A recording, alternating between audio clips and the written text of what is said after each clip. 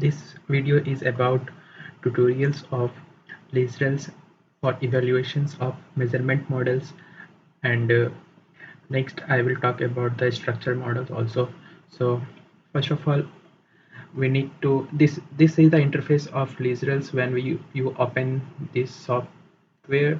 Then first of all, we will go to file to import our data.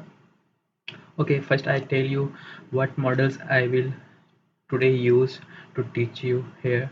So I will use a simple model so that it will be easy mm, to follow up, and it will not take more time, and you can follow the same steps for any models, for any of your models you want to evaluate. So in these models I will have three const construct, and each construct have three items, and these two are independent, and this is the dependent construct. Okay, so first of all I will import the data by going to file and then go to import data, and then we select the uh, locations of my data. So I have data in desktop Lisrels, and we select the file of the format of the file type. So I have in SAV file, so you can select any of that, whatever you have, this type of data you have. So SAV, so this is the my data here, and I open this, and okay, so they are asking to save the model.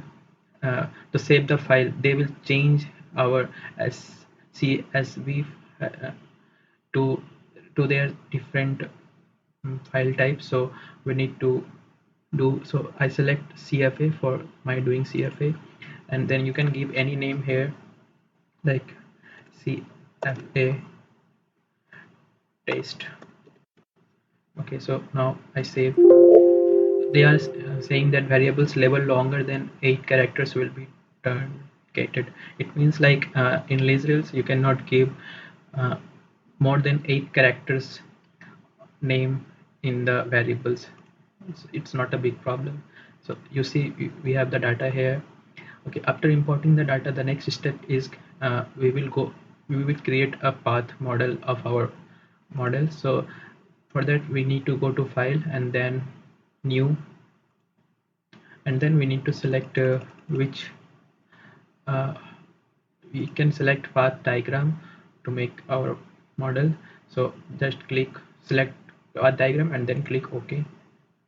And then again they are asking by which name we have to save the file. So we can say like CFA path, then save.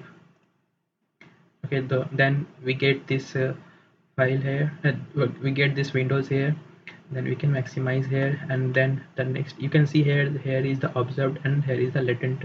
So the step is that uh, we need to import the variables here first. So to import the variables we need to go to setup and then go to variables. Then here you can see there are two observed variables and latent variables. There is no any variables right now, so we need to import the variables. So click on the add and read variables, and then read from the file. So we already import the file here, so we can select that imported file was saved in this format, release systems file. Then we can select the see is we already created a CFA test uh, earlier after importing the data. So we select this and then open it and then click OK. Okay, so we already imported so many variables here, and then we need to give the latent variables name. Okay, so we can see here we have three latent variables here: TE, WB, and family. So I write the latent variables name TE, WB, and family, then click OK. So you can see here all the variables and latent variables already come here. So for doing the CFA, confirmatory factor measurement model test, we don't give these path diagrams. So we will bring all the latent variables first of all in our windows, like this and this. Okay, then I will import uh, all the items of each construct first. For TE we have TE-A1, TE-A2, TE-A3. So for TE bring I will bring TE-A1, TE-A2, TE-A3. These are the items for TE, and then for WB we have WB1, WB2, WB3. You can follow the same steps for another models also. WB1, WB2, WB3, and the next is family.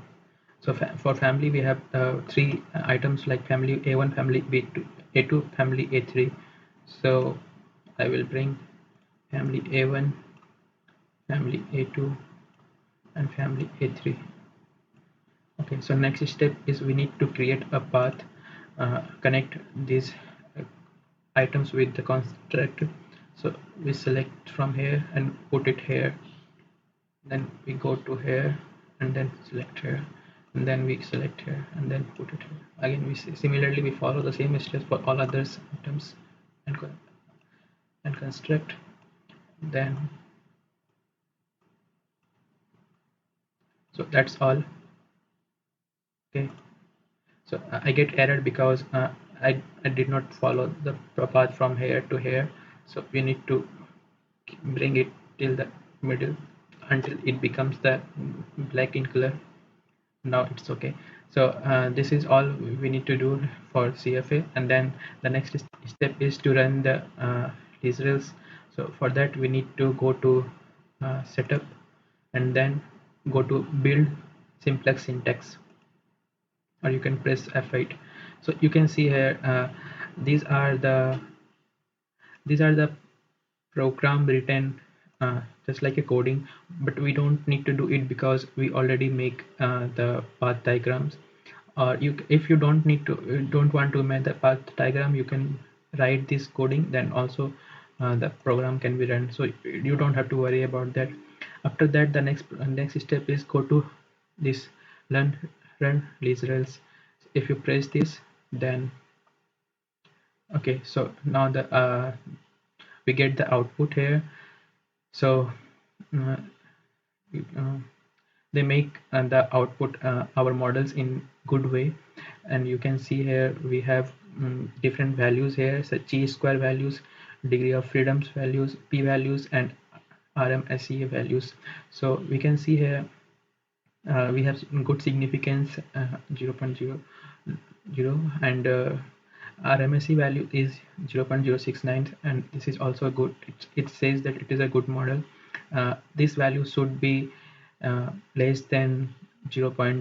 I mean 0.09 or something. If it is 0.05 or lower, it is suitable and indicate pretty close of data. And uh, if it is above 0.1, which will be the indicative of poor fitting models.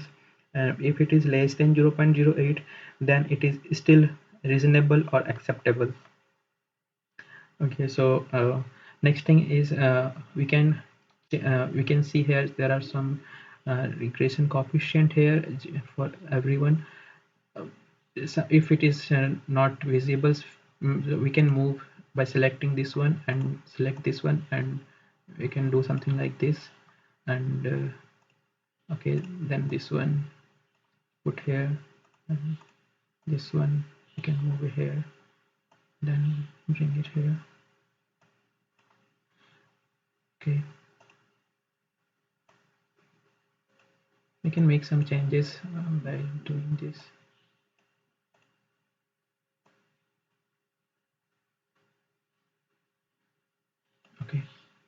So we can see here now it is pretty much visible right now. So it is easy because we have only three construct here. If it will be so many construct, then it will be obviously very difficult to move all these things, but it's okay right now.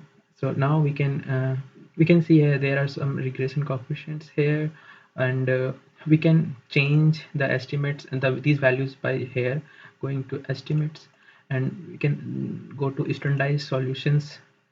Okay, so we can see here, you know, these values should be this we should focus on these values more. First of all, this value should be more than 0.5 or 0.4, and uh, we can go to t values also.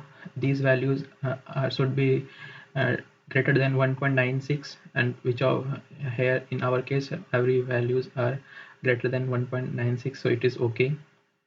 And we can go another conceptual diagrams to see the diagrams, standardized solutions. So these are all the results for our models.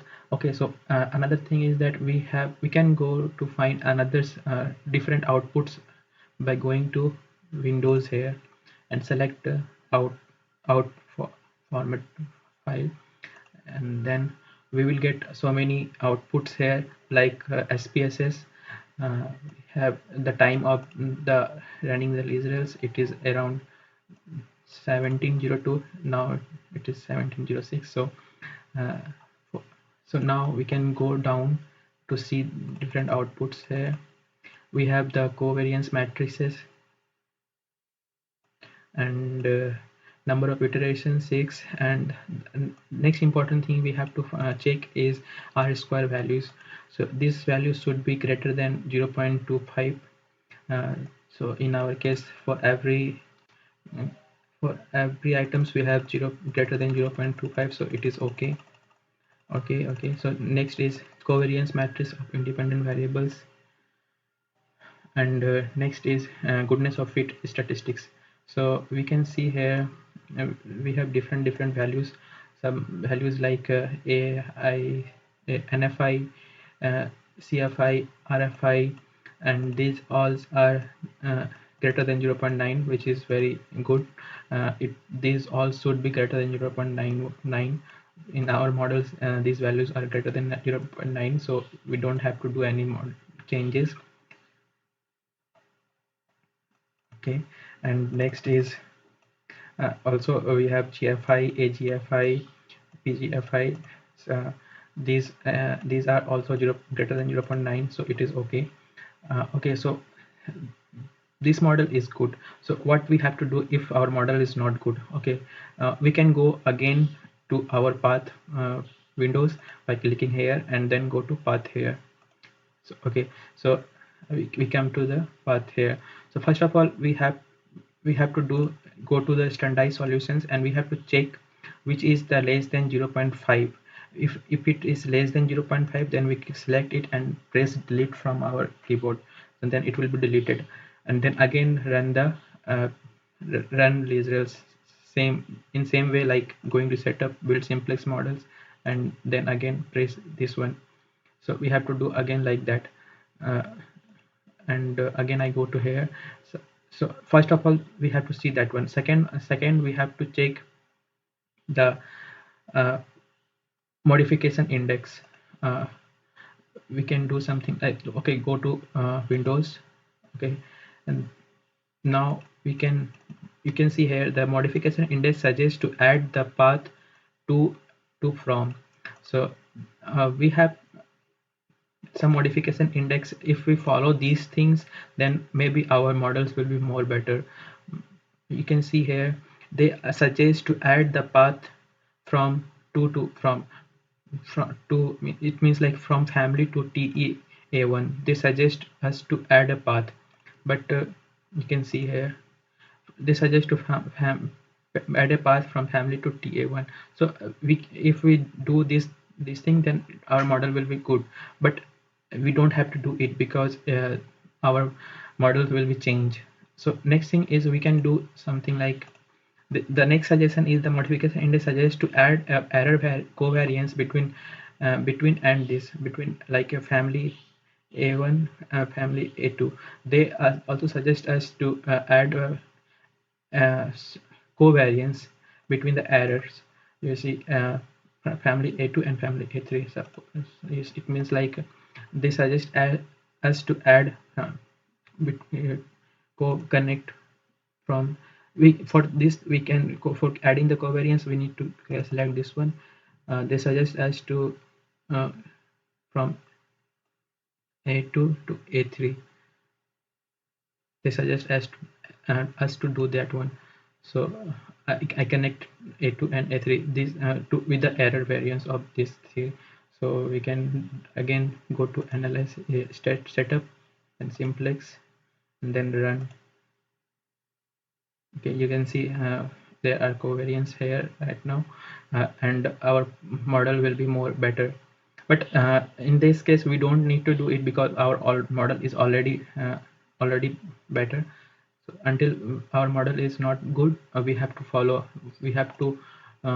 the okay, we have to follow the outputs. Mm, okay,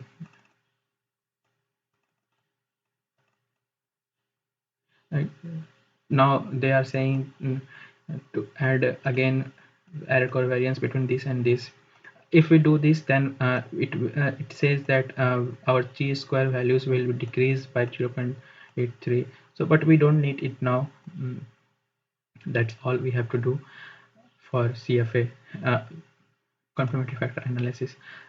In short, we can say like these things we have to check. The first thing we need to check is uh, factor analysis. Factor loading should be greater than 0.4 or 0.5, and next thing is we can check t values, which is greater than should be greater than 1.96. And next thing is uh, we can check r square values, and then next thing we can check of modifications index to improve our model.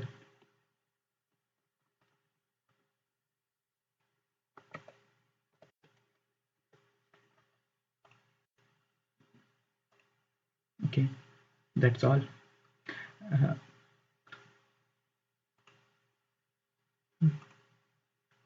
okay, that's all for this one.